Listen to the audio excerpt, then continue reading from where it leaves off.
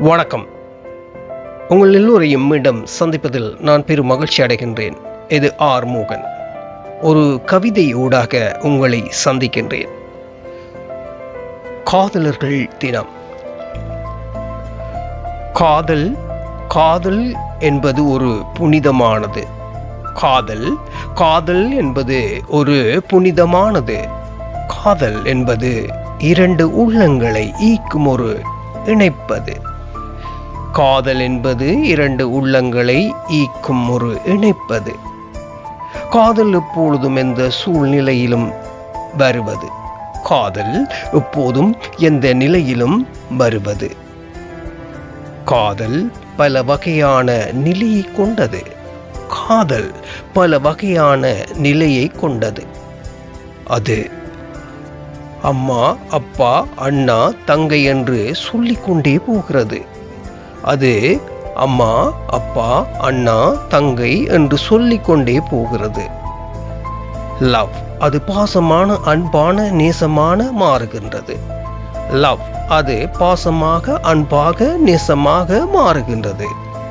இவைகள் ஒன்றிணைந்து இரு உள்ளங்களுக்குள் காதலாக மாறுகிறது. இவைகள் ஒன்றிணைந்து இரு உள்ளங்களுக்குள் காதலாக மாறுகிறது. காதல் மென்மையானது. காதல் இன்பமானது. காதல் மௌனமானது. காதல் மென்மையானது. காதல் இன்பமானது. காதல் மௌனமானது. காதல் உயிர் உள்ளது. காதல் சாகாதது.